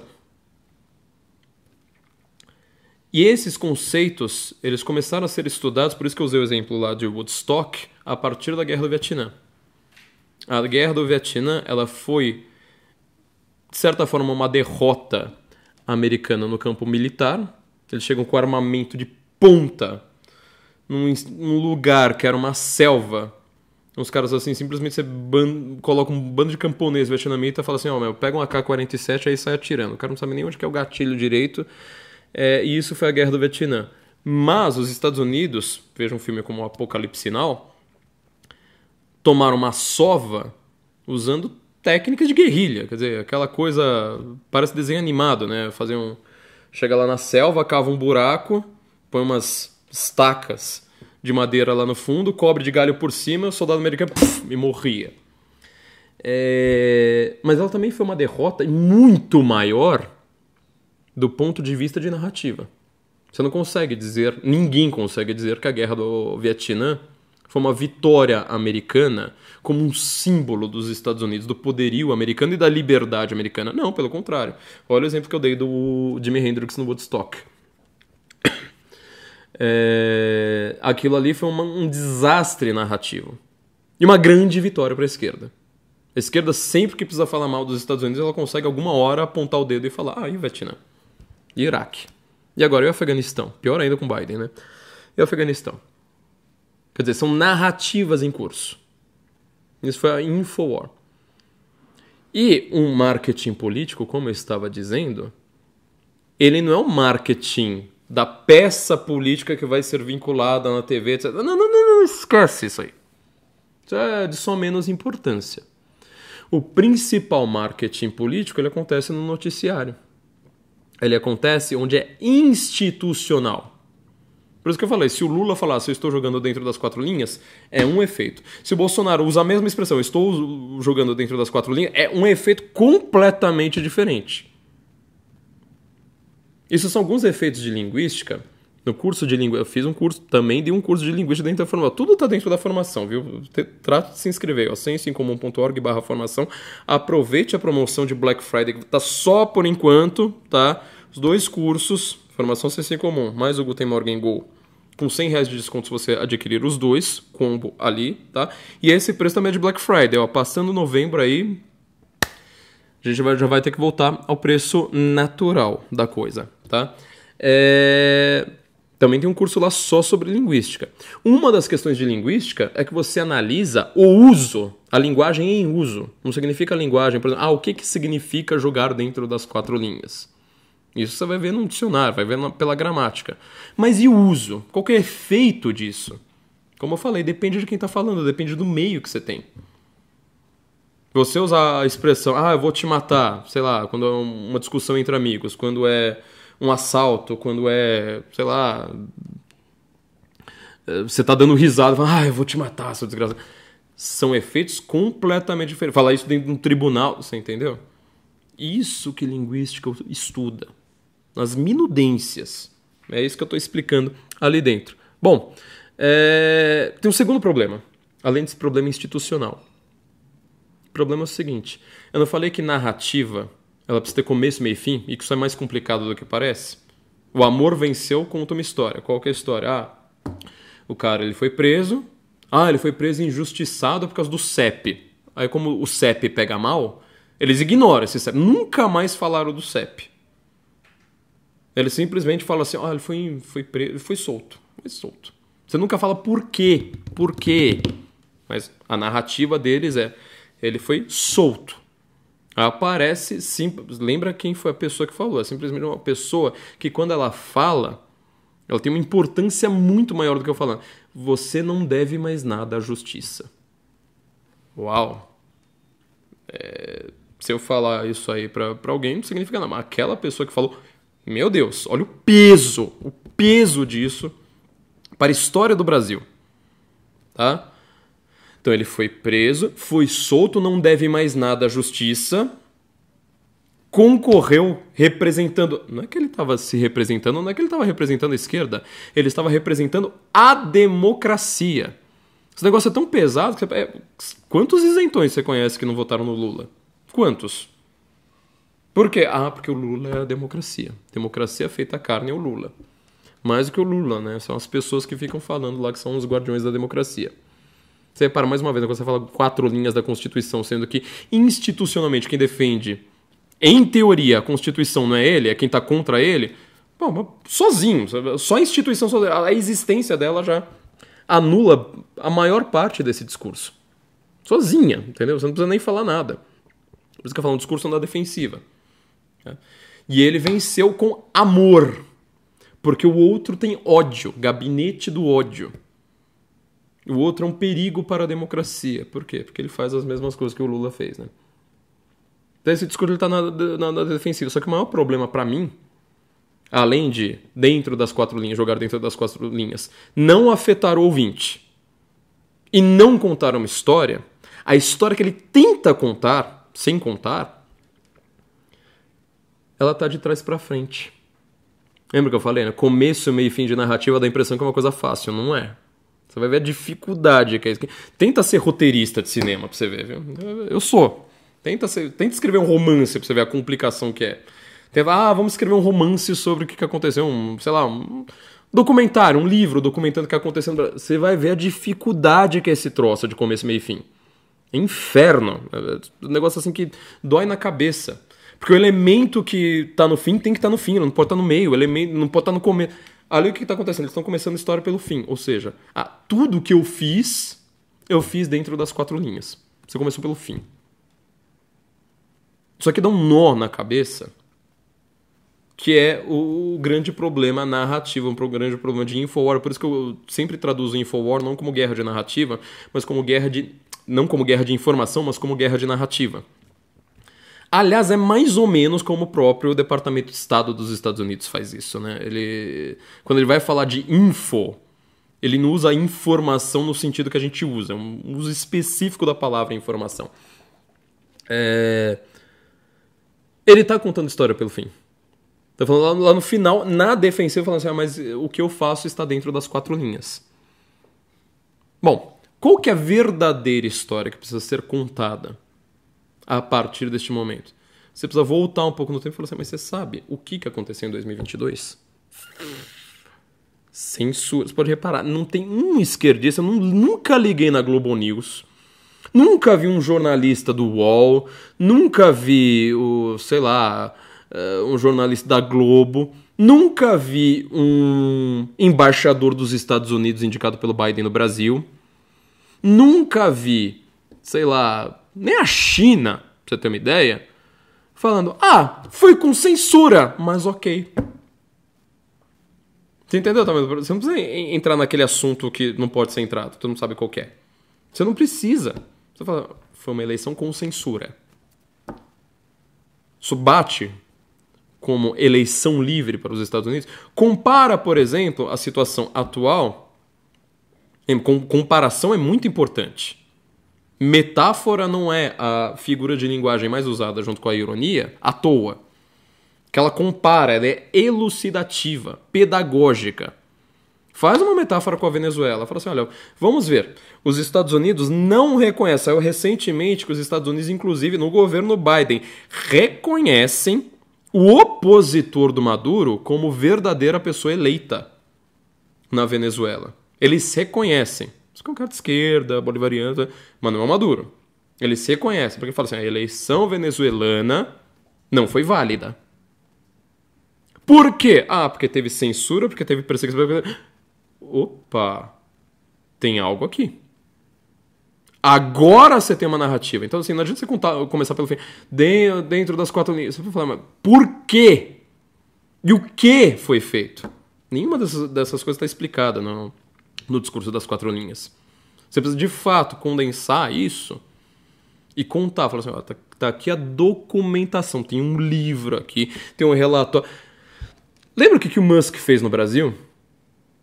Quando saiu os Twitter Files? Isso é uma coisa que, assim, todo mundo da direita tinha que ler e decorar aquele negócio. Saber o que está nos Twitter Files.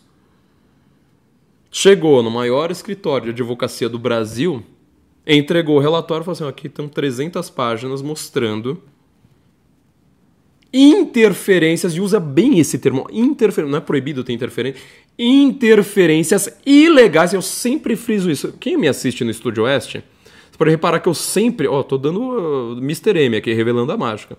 Sempre que eu vou falar dessas questões, dessas ações, eu sempre falo, são ilegais, inconstitucionais e antidemocráticas. Fale as 3 coisas. Não adianta você soltar lá sozinho. Por isso que o pessoal do direito, operador do direito, quando vai falar sobre o Brasil, mesmo os do nosso lado, eles acabam errando assim, mas escorregando mais feio do que todo mundo. Porque o que eles fazem? Eles usam linguagem do direito. Né? Falam assim, mas aqui afeta a harmonia entre poderes. Os poderes não são harmônicos por si. Fizeram essa pergunta pro Flávio Dino quando ele foi na sabatina dele do Senado. E ele soube responder magistralmente, falou, mas nem Montesquieu lá no segundo tratado do direito civil, nem não sei quem, nem não sei quem. Não é que eles falaram que os poderes são eu só julgo. Tem uma hora que eu legislo, tem uma hora que não sei mais o que. Pronto, respondeu lá, sabe? Isso assim, sem consultar nada, até com cara de tédio. Quer dizer, ele respondeu muito bem. Então adianta você falar harmonia entre poder. Uma outra expressão que eu adoro, né? Quando o pessoal do direito adora falar, além dos seus limites constitucionais. Ativismo judicial. Pô, isso tá documentado. Tem um monte de livro que defende ativismo judicial. Então, se a gente vai falar, eles estão fazendo ativismo judicial. Não adiantou nada. 0. Morreu na praia. Entendeu? Agora você fala assim, isso aqui é anticonstitucional e é antidemocrático e é ilegal. Vai lá, cadê os documentos? O que eu mais quero que esse pessoal faça? Fala assim, chama o pessoal do direito, contrata instituição, entendeu? Escritório, na Faria Lima, sei lá onde, com aquele nome que dá medo em todo mundo, paga a fortuna que for, meu, gasta todo, que fundo partidário não deve servir pra isso, não sei. Mas pega o dinheiro estatal que for, entendeu? Quer gastar 50 milhões do nosso dinheiro pra isso? É pra isso que é pra gastar. Pega e fala assim, ó, aqui aconteceu isso. Indicação para chefe da Polícia Federal. A Constituição diz tal. O que aconteceu foi outra coisa. Aqui durante a pandemia, a atribuição era minha. Falaram que eu só fico com a responsabilidade, mas que eu não mando em nada.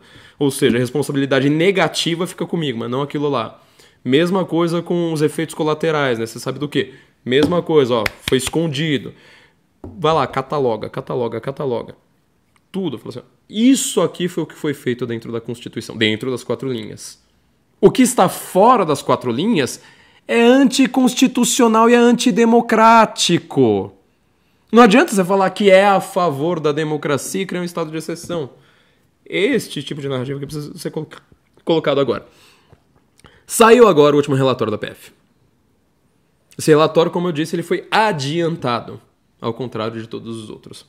Ao contrário de todos os outros relatórios. Adiantar, às vezes, é uma coisa boa para nós. Porque dá para ver que ele foi muito mal ajambrado. Caso mais gritante de todos, obviamente, foi do Felipe Martins. Ou seja, ele foi preso sob a alegação de ter saído do Brasil. Sair do Brasil não é crime.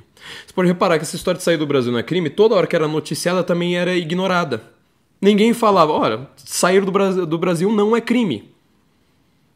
Mas não se falava isso. Porque assim, até o fundamento mais rudimentar que tentaram dar para a prisão dele era falso. Você não pode prender alguém por sair do Brasil. Uma pessoa saiu do Brasil, eu não queria que ela saísse, eu quero prendê-la. Quem está sendo antidemocrático é você. Ponto. Quem deve ser preso, portanto, adivinha. Conclusão magistral. Só que ele não tinha saído do Brasil. Ficou 6 meses preso. Mais de 6 meses, eu acho. Alguns dias a mais do que 6. Aí mostra passaporte, mostra não sei o que, mostra não sei o que. Não importa, mantém preso. Tá bom, vai, solta. Agora, qual que é o argumento da Polícia Federal? É que, na verdade, o Felipe, ele, pra fugir da polícia, ele não saiu do Brasil. Bom, como é que você vai fugir da polícia falando assim, ó, a jurisdição da polícia é aqui e ele foi pra lá. E ele fugiu da polícia ficando na jurisdição da polícia. Vocês são mongoloides? Então, assim, ele fingiu que ele saiu para ele continuar dentro da jurisdição da polícia. Sendo que não é crime. E aí ele não saiu mesmo. Para fugir. Você fala, como é que ele pode ter... E tudo isso baseado na matéria do Guilherme Amado, então no Metrópolis, dizendo Felipe foi para Orlando junto com Bolsonaro e se escafedeu. Aí depois ele trocou o título. Não lembro se era se escafedeu, mas era uma coisa assim, desapareceu no mapa. Aí depois apareceu um registro de entrada. Eu, dentro da Revista Oeste, fui a pessoa que foi lá mostrar que o documento citado pelo Guilherme Amado para fazer essa reportagem, ele não tem valor legal, não contente com isso, acessar este documento de uma outra pessoa nos Estados Unidos. Lá é crime federal com pelo menos, lá o tipo de pena é assim, né? Pelo menos 12 anos de cadeia. Crime federal. Quer dizer, para fazer a reportagem, alguém deve ter acessado. Quem acessou, 12 anos de cadeia nos Estados Unidos. Quer dizer, 12 anos pelo menos sem poder ir para Disney, tá? Isso é uma coisa para você colocar. Só que essa reportagem, ela foi posterior à viagem.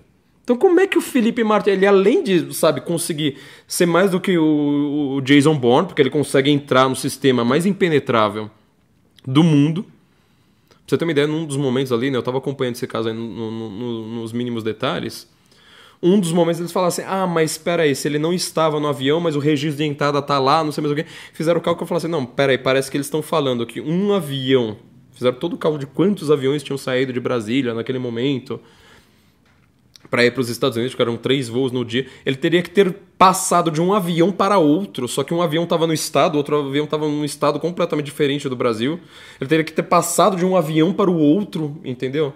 E ter conseguido fazer o que o relatório da PF tenta dizer que ele fez. Só que agora o relatório já tá bizarro, não tá dando para entender nada, tá tudo confuso. Agora o relatório disse assim, não, na verdade, assim, ele fez isso para se esconder. Depois da reportagem. Só que a viagem foi antes da reportagem. Então ele, além de ser Jason Bourne, ele ainda é Nostradamus, que ele estava descobrindo o que queriam falar dele depois. Pô, é um caso gravíssimo, gravíssimo, gravíssimo. É o único que a mídia tenta simplesmente falar, sabe, não vamos entrar nos detalhes, vamos ficar quietinho aqui. Mas, sei lá, tem alguém no Poder 360, tem alguém, sei lá, às vezes no próprio... na Oeste, né, na Gazeta do Povo, que estão comentando o caso dele. Mas o que é que fica cristalizado? Esse é um termo que eu estou usando, tomando de empréstimo do Stendhal, autor, né, de O Vermelho e o Negro, da Cartucha de Parma. Antes de existir linguística, ele já estava lá fazendo os estudos de linguagem, que ele estava falando sobre a cristalização. Algumas, hoje a gente chamaria de conceitos, mas ele não estava falando exatamente sobre conceitos, mas algumas coisas ficam cristalizadas. Tenta quebrar um cristal para você ver, né? Tenta formar um cristal, né? Formar é muito difícil, mas quebrar é muito... Estão elementos cristalizados ali nos escolhos da sua mente. Qual que foi o elemento fundamental? Felipe fez a minuta do golpe. Minuta do golpe, tudo que foi investigado e descobriu-se sobre isso, era um documento que estava circulando no WhatsApp. Aí o próprio Jair Bolsonaro falou, o que estão falando no WhatsApp? Eu quero saber. Aí pegaram, imprimiram, mandaram lá por WhatsApp, sei lá como, imprimiram, aí acharam na casa do Anderson Torres um negócio impresso, sendo que já estava circulando antes. Por isso que eu falo, olha o problema de você começar a história pelo final. Você não está comentando antes. Ninguém está entendendo essa história, porque não tem o antes e o meio. Você está chegando só se focando demais no final. A minuta não era uma minuta, era simplesmente uma coisa que estavam circulando lá pelo Zap. Eu falei assim, olha, peraí, esse negócio aqui, mas isso aqui não funciona. Para funcionar teria que ser daquela forma. Pior, era para convocar o Congresso. Para convocar, tem uns órgãos lá do Congresso que tinha Marcelo Freixo, Randolph Rodrigues. Quer dizer, você tinha que chamar essas pessoas. E o próprio Bolsonaro olhou e falou, não, isso aqui não serve para nada. Como sai na mídia? Sai, tem um documento que vai chamar lá o Conselho de Estado. Não, eles usam um termo cristalizado. Minuta do golpe. Procura no X, lá no ex-Twitter. Procura lá, Felipe Martins Minuta. Você vai ver toda... Porque a minuta do golpe... se você tem uma minuta do golpe, quer dizer que você precisava ser preso imediatamente. Na minuta do golpe, minuta do golpe, minuta do golpe, minuta do golpe. Agora, no Fantástico, cabalisticamente, teve a pior audiência em sei lá quantos anos, acho que foi quase 30 anos, sei lá, acho que mais de 30 anos, quando o Fantástico falou assim, agora tem as novas revelações. Ele ficou em segundo lugar em audiência. Eu nunca imaginei na minha vida que eu iria falar uma coisa como essa. Tô quase me sentindo, né? Falando, morreu Ayrton Senna da Silva. Uma notícia que a gente nunca esperava dar. Notícia que eu nunca espero dar, né? Fantástico ficou em segundo lugar de audiência. Porque ninguém aguenta mais assistir aquela M. Qualquer... aqui tá impressa a minuta... Sabe como que era o documento do Word? Tava assim, título, minuta. Como é que é? Minuta... Acho que era minuta, sei lá, não trouxe, minuta. Gente, pera aí, meu filho. Uma minuta é um documento oficial. Se eu digito no meu doc lá, não sei mais o que é, isso aqui coloco lá de título, minuta. Isso é uma minuta? Não. Então você está chamando sempre um documento com o mesmo termo? Por quê? Você acaba forçando este termo. Dá a impressão, para quem não entende, você imagina quantas pessoas entendem disso. E as pessoas que entendem, quantas delas estão interessadas em revelar a verdade. De que existe de fato um documento lá chamado Minuta do Golpe. Estamos aqui, nós formalmente, eu, Jair Bolsonaro, quero dar um golpe de Estado e acabar com o Estado democrático de direito e governar para... Não tem isso aí. Só que você fica chamando. Para você ter uma ideia, este Uma forma como você marca bem as pessoas. Jojo Todinho, funkeira, resolveu virar uma pessoa de direita, né? Ela deu uma entrevista a Brasil Paralelo dizendo que ela teria recebido proposta de fazer propaganda pro Lula por R$1,5 milhão. Acho que foi mais ou menos isso. Sai, não sei mais onde, né? Esse negócio de fofoca aí. Querem que Jojo Todinho prove, assim, tudo em caps lock. Assim, com 1 hora, 2, ou sei lá, poucas horas de diferença. Você não coloca caps lock num título, mas de repente tem o mesmo caps lock em 2 títulos de 2 veículos completamente diferentes. É isso que é marketing político, não é a pecinha que você vê lá do... São os milhões, bilhões que você coloca em meios oficiais. CIA faz isso o tempo todo. Não é só a KGB. Entendeu? Isto é o tal do marketing político. Isso que eu chamo de network, uma guerra em rede. Não é mais um veículo, sei lá, 3 veículos. Não precisa colocar seu dinheiro no CNN e New York Times. Não, você precisa colocar em vários, espalhados, blogs, não sei mais o que. Teve, né, as revelações. Na época ainda da guerra da Síria, quando estava Obama no poder, né, que acho que foi embaixador dos Estados Unidos no Brasil, mostrando um e-mail lá dele, né? Eu me encontrei aqui com o Marcelo Taz. Olha, agora ele tá superentendendo a guerra da Síria, né? O que os Estados Unidos estão fazendo? Desastre dos Estados Unidos na Síria, né? Apoiando, querendo derrubar até esqueci o nome do desgraçado lá, o Assad. Junto com o Estado Islâmico. O Estado Islâmico querendo derrubar os Estados Unidos junto, do mesmo lado, no campo de batalha. Que genial, né? Aí tava lá o Estado... é porque aqui, eu conversei com o Marcelo Taz, né? A gente teve um jantar aqui, agora ele vai entender. Ele vai divulgar isto ele tem mais de 1 milhão de seguidores no Twitter. Isso é network. É isso que é investimento em marketing político.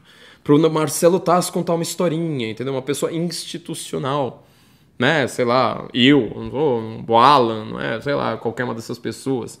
Um meio já oficial, já pegar, né, o cenário atrás, né, toda a autoridade que aquele troço... E o padre, gente, o padre saiu agora, mais de uma notícia também, mais de um canal. Qual que foi o grande crime do padre, né? O padre vai lá ouvir confissão. Foi lá, sabe, conhecia o Bolsonaro há muito tempo, sei lá, a oração do golpe. É igualzinho, gabinete do ódio. Não é o nome do negócio. Cadê o ódio? Fizeram CPMI das fake news, fizeram não sei quantos inquéritos da fake news, não acham nada, mas aí você coloca o nome, Gabinete do Ódio. O Gabinete do Ódio, ele produz fake news. Cadê as fake news? Cadê? Não tem nada. Simplesmente vai falar, essas pessoas aqui eu não gosto. Eu falo que elas têm ódio. Na hora que você vai ver, um bando de molequinho lá fazendo piada. Nossa, Gabinete do Ódio. Entendeu? Isso é cristalização. Então, como eu falei, eles contam uma história. Uma história com começo, meio e fim o tempo todo. Nós não. O que precisa ser contado agora, de verdade, não do fim, é a história de como começou esse estado de exceção do Brasil. Essa história não foi contada. Não adianta você me falar assim, mas Flávio, por que você não conta? Porque eu sei o que vai acontecer comigo. Entendeu? Porque eu estou dentro do estado de exceção. Estou dentro. Mas essa história que precisa ser contada. A narrativa do golpe é só uma narrativa. Então narrativa é sinônimo de mentira? Não, vocês, pessoas da direita que precisam aprender estruturas narrativas. Aprender um pouco de crítica literária. Eu já falei quantas vezes que isso aí faz toda a diferença na vida. Pegar o que o pessoal estuda numa faculdade, linguística, roteiro, não sei mais o que, transformar isso em algo factível. Não é só ficar lá meia dúzia na academia e o pessoal lá de Brasil totalmente estabanado. Só reproduzindo coisa em rede social, que no dia seguinte você não acha mais nem o tweet que você tinha postado no dia anterior. Aliás, agora que o Twitter virou X, né? Como é que você chama um tweet?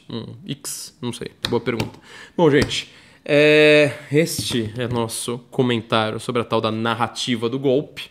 Super reparando, fica repetindo golpe, golpe, golpe, golpe, golpe. O que isso lembra? Lembra um tal de Goebbels, né? O Goebbels é que falava isso. Se você ficar repetindo, vira verdade na cabeça das pessoas. Todo mundo acredita até hoje que o Felipe Martins escreveu uma minuta do golpe, selinho oficial da presidência, imprimiu e falou assim, olha, Bolsonaro, pode... você gostou? Ele falou, não, tá bom, eu edito. Eles acreditam nisso.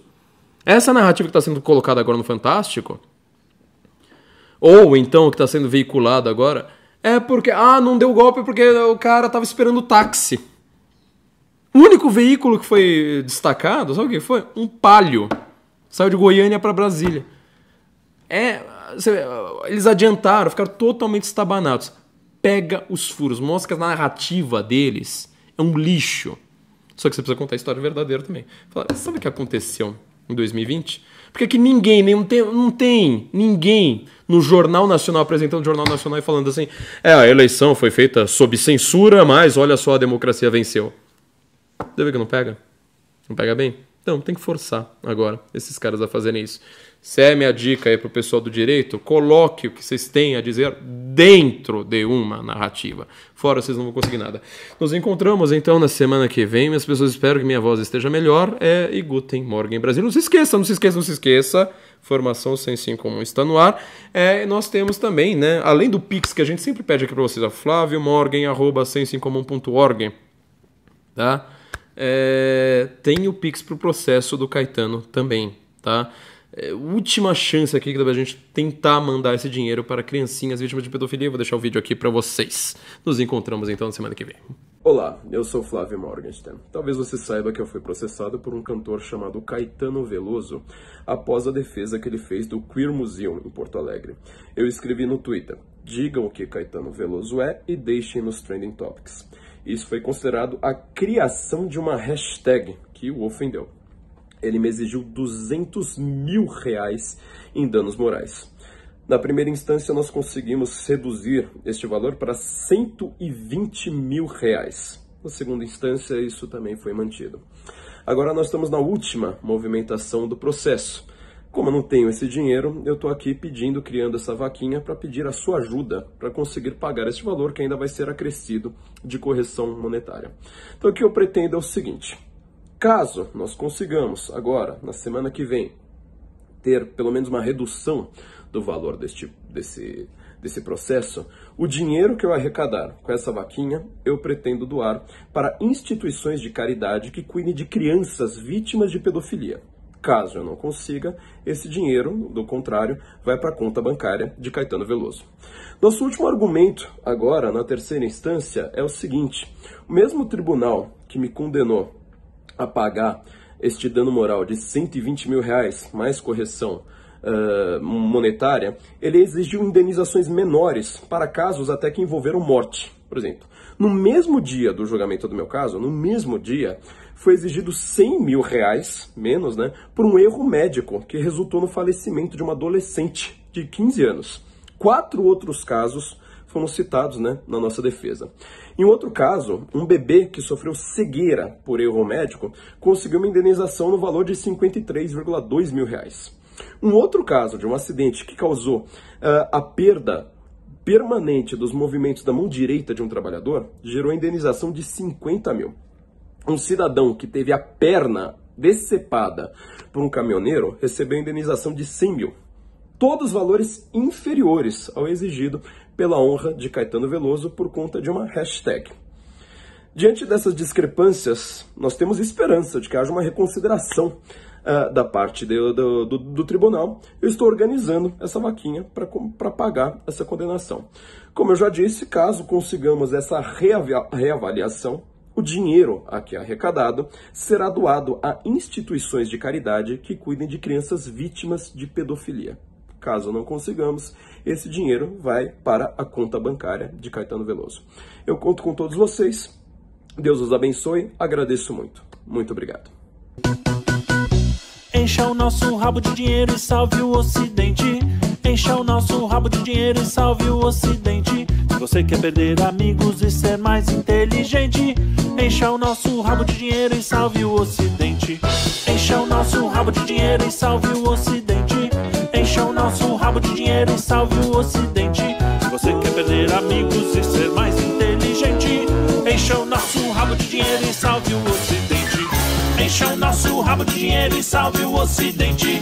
Encha o nosso rabo de dinheiro e salve o Ocidente. Você quer ficar bonito, garboso e eloquente, estar sempre correto, indubitavelmente, contar boas piadas esporadicamente, fazer aquele crush, te amar perdidamente. Enche o nosso rabo de dinheiro e salve o Ocidente.